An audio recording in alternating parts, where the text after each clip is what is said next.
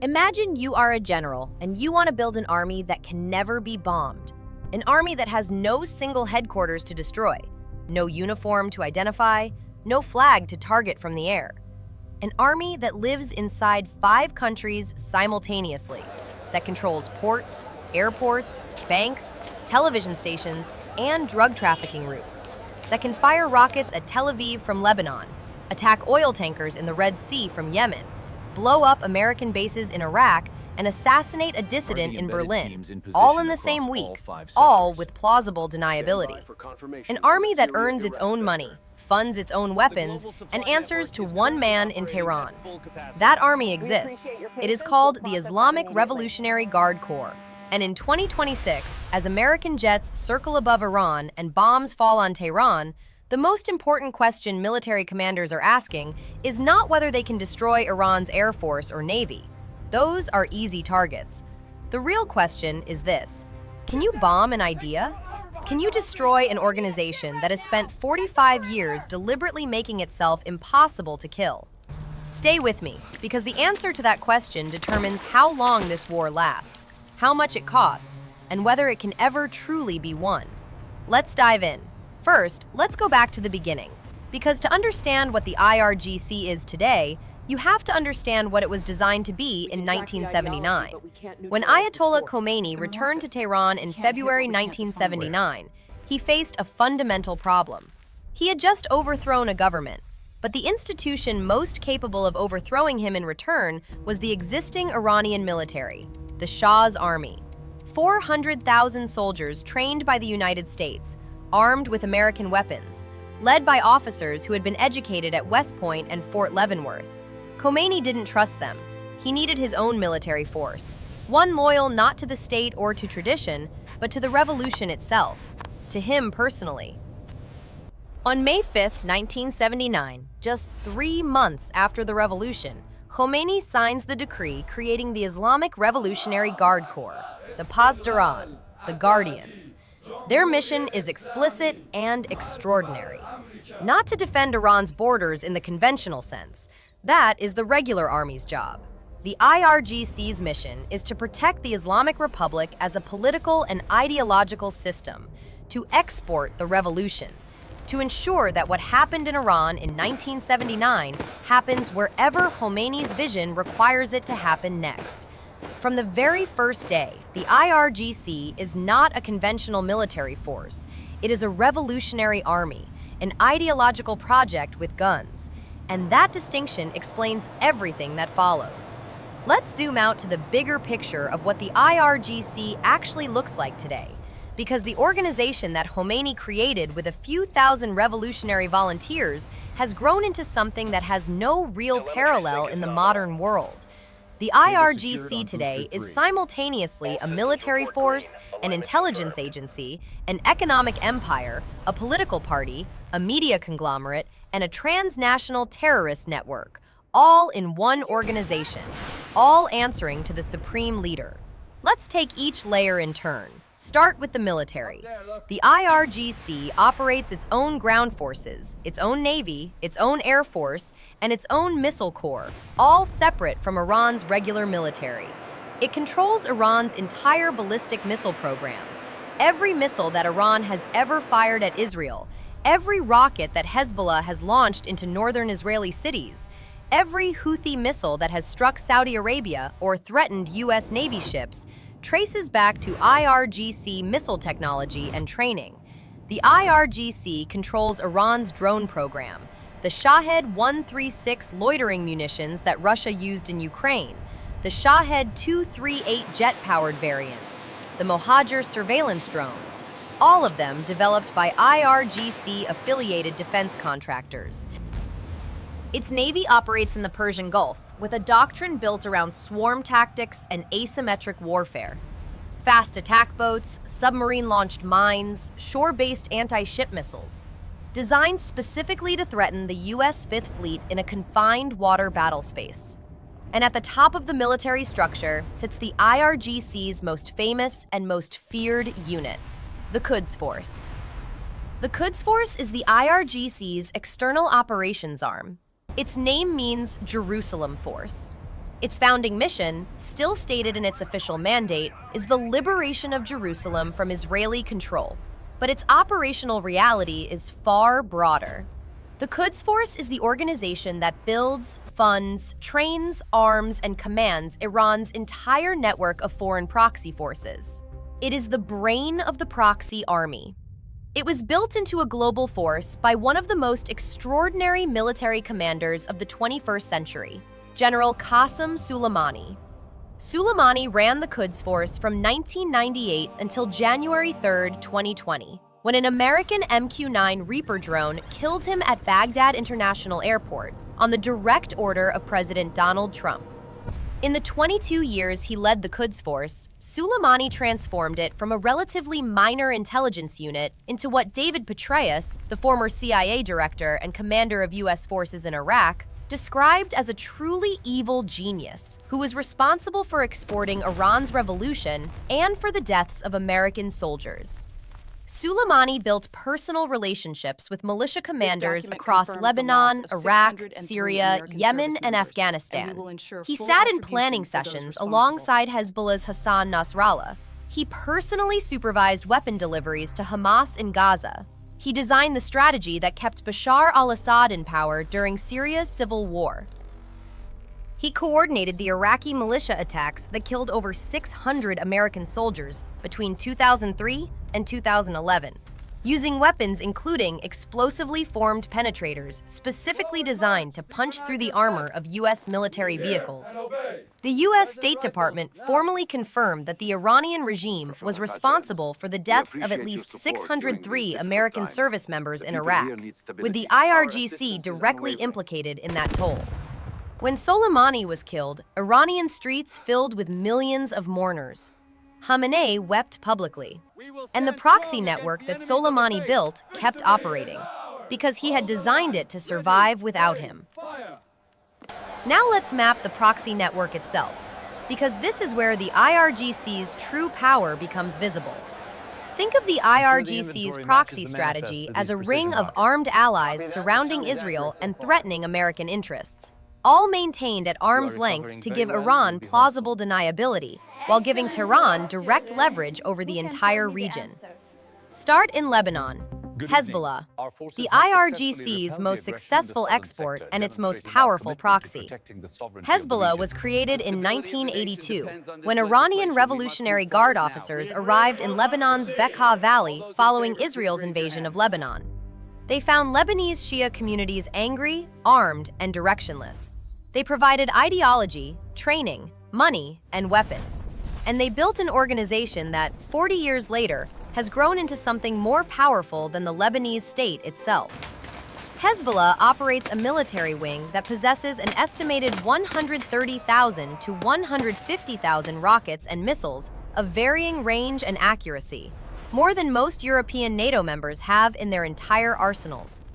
It operates hospitals, schools, social services, and television stations in Lebanon. It holds seats in the Lebanese parliament and cabinet. It controls Lebanon's largest port city, Beirut's southern suburbs, and large swaths of the country's south and east. The IRGC provides Hezbollah with an estimated $700 million to $1 billion per year in funding. And Hezbollah has carried out attacks on 4 continents, including the 1994 bombing of a Jewish community center in Buenos Aires that killed 85 people, a plot that Argentine prosecutors spent decades tracing back to Iranian and Hezbollah operatives. Move south to Gaza. Hamas. Hamas's relationship with Iran is more complicated. Hamas is a Sunni organization, and Iran is the center of Shia Islam. They should be natural rivals, but ideology has a way of bending around strategic interest. Iran provides Hamas with rocket technology, weapons blueprints, funding, and strategic encouragement. Iranian technical advisors have helped Hamas develop rockets capable of reaching Tel Aviv from Gaza. The October 7, 2023 attack, the deadliest day for Jews since the Holocaust, was carried out with weapons and tactics that U.S. and Israeli intelligence traced to Iranian training and support. Move to Yemen, the Houthis. The Ansar Allah movement, known as the Houthis, controls most of northern Yemen, including the capital Sana'a and the Red Sea coast. Iran has supplied the Houthis with anti-ship missiles, drones, and ballistic missiles through a weapons corridor that runs through Oman and by sea. The Houthis have used these weapons to attack Saudi Arabia's oil infrastructure, including the spectacular 2019 strikes on the Aramco facilities at Abqaiq and Khurais that briefly knocked out 5% of global oil supply. They have fired hundreds of missiles and drones at Israel, and throughout late 2023 and 2024, they attacked international commercial shipping in the Red Sea, forcing hundreds of container ships to reroute around the Cape of Good Hope and adding weeks and billions of dollars to global supply chains. The IRGC provides strategic direction. The Houthis pull the trigger. Move to Iraq. The Popular Mobilization Forces, known by their Arabic acronym PMF or Hasht al-Shabi, formed in 2014 in the chaos of the ISIS surge. The PMF is a coalition of dozens of Shia militias.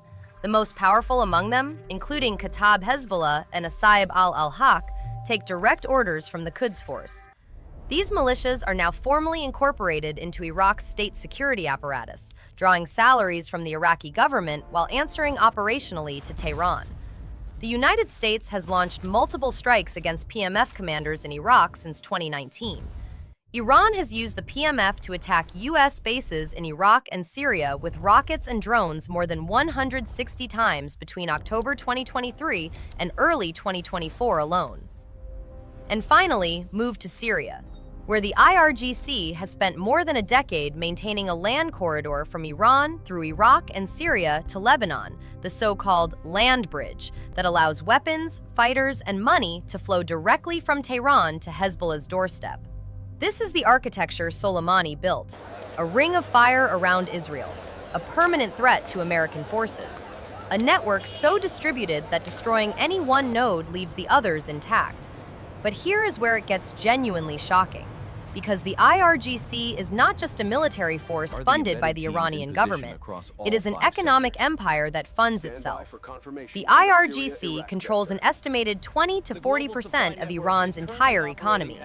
Through its construction conglomerate, Qatam Al-Anbiya, the IRGC has built airports, highways, pipelines, dams, and the Tehran metro. The conglomerate has revenues estimated at tens of billions of dollars, operating largely through no-bid government contracts that bypass normal procurement processes. The IRGC controls major stakes in Iran's telecommunications sector, including stakes in the mobile phone network. It controls large positions in Iran's banking sector, operating financial institutions that allow it to move money outside the official system. It controls Iran's unofficial oil export channels, managing the shadow trade of sanctioned Iranian crude to China and other buyers through front companies in the UAE, Hong Kong, and elsewhere. It is involved in drug trafficking from Afghanistan through Iran to European markets, with the DEA and multiple European law enforcement agencies having documented IRGC connections to narcotics operations. It runs its own pension system, its own hospitals, its own universities. Iran open data analysis of the 2025 budget law found that the IRGC was officially allocated over 311 trillion tomans, approximately $6 billion, about 1.8 times the budget of Iran's regular army. And that is only the formal, visible allocation. The actual resources flowing through IRGC-controlled entities are estimated to be multiples of the official figure. The IRGC is not just an army. It is a state within a state, a parallel government with its own revenues, its own foreign policy, its own courts, and its own prisons. And this brings us to April 8, 2019, the date when the United States took a step that had never been taken in American history. President Trump designates the IRGC as a foreign terrorist organization. This was the first time in U.S. history that a component of another government's official military was designated a terrorist organization. It was a radical step, legally controversial, diplomatically explosive, because it meant that any individual or business anywhere in the world that knowingly provided support to the IRGC could be prosecuted under American anti-terrorism law. European governments worried about their own military-to-military contacts with Iran. Iraq's government, which had IRGC-aligned militias formally embedded in its state security forces, was put in an impossible position. But the designation reflected what U.S. intelligence had been documenting for decades. The IRGC was not a conventional military force that could be engaged with normal diplomatic tools. It was an organization responsible for the deaths of hundreds of American soldiers. It was running terrorist plots in Germany, Bosnia, Bulgaria, Kenya, Bahrain, Turkey, and the United States itself, as the State Department documented at the time of the designation. And it was the principal instrument through which Iran projected destabilizing power across the entire Middle East. Now let's bring this to 2026. Because here is the critical question that military planners are wrestling with right now. What happens to the IRGC proxy network when Iran's central command is degraded? The U.S.-Israeli campaign that began February 28, 2026 has targeted IRGC command structures, missile facilities, drone production sites, and Quds Force leadership. Multiple senior IRGC commanders have been killed or are unaccounted for. The supreme leader was killed in early strikes. The central nervous system of the proxy network has been severely disrupted. But here is what military history consistently shows. Proxy networks built on ideology and local grievance are extraordinarily hard to kill from the air. Hezbollah has survived Israeli military campaigns in 1982, 1993, 1996, and 2006. Each campaign degraded its military capacity. Each time, Hezbollah rebuilt.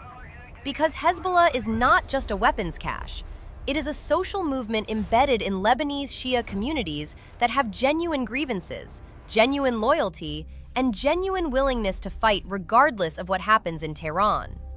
The Houthis have survived years of Saudi bombing, backed by American intelligence and logistics. They lost territory, they lost commanders, they lost supply shipments, and they kept fighting. Because the Houthis are not just an Iranian proxy, they are a Yemeni tribal and religious movement that has been fighting in various forms for decades and would likely continue doing so even without Iranian support. Hamas survived the destruction of most of its military infrastructure in 2023 and 2024. The ideology survived the bombs, and the PMF militias in Iraq are now so deeply embedded in the Iraqi state that eliminating them would require dismantling the Iraqi security apparatus itself. But something has changed. Because without Soleimani, without the supreme leader, without active Quds Force coordination, the proxy network faces a problem it has never faced before: strategic incoherence. The genius of what Soleimani built was that it was centrally coordinated but locally executed. Hezbollah, Hamas, the Houthis, and the PMF all had their own commanders, their own motivations, their own local political contexts. But Soleimani provided the strategic orchestra conductor. He told them when to escalate, when to hold back, when a rocket from Lebanon served Iranian interests, and when it would trigger a response that Iran was not ready for. Without that conductor, the instruments play, but they don't play the same song. And a proxy network that is firing at different tempos toward different objectives without central coordination is far less effective as a strategic tool. It is also far more dangerous in a different way. Because without Tehran's guidance, local commanders might make decisions that no central authority would sanction. Escalations that cannot be walked back. Attacks that trigger responses nobody planned for. The chaos of a decapitated network is not automatically less threatening than a coordinated one. It might be more threatening precisely because it is unpredictable. Let's zoom out one final time. The IRGC was built to be unkillable, deliberately, consciously. Over 45 years of institutional design. It has no single point of failure. Its funding is diversified across oil smuggling, construction contracts, banking, and narcotics. Its military power is distributed across 5 countries and dozens of proxy organizations. Its ideology is embedded in communities, in schools, in mosques, in the lived experience of millions of Shia Muslims who have been taught since childhood that resistance is sacred. Bombs can destroy buildings, missiles can kill commanders, sanctions can impoverish populations, but none of these tools, in 45 years of trying, have succeeded in dismantling the fundamental thing the IRGC represents: a revolutionary idea backed by force. The question that historians will debate about the war of 2026 is not whether American air power is more capable than Iranian air defenses. It obviously is. The question is whether the most powerful military in history can defeat not an army, but an ideology distributed across an entire region's geography and population. Alexander the Great couldn't do it in Persia. The Soviets couldn't do it in Afghanistan. The United States couldn't fully do it in Iraq. Can the outcome be different this time? What do you think? Drop your answer in the comments below. Because next video, we are going into the economics of what happens to oil markets, to gold, to Bitcoin, and to every American household when a war like this drags on for months rather than weeks. The financial consequences of a prolonged Middle East conflict are already being felt in your gas prices, your grocery bills, and your portfolio, and they are going to get much more serious before they get better. Subscribe, hit the bell, and I will see you there.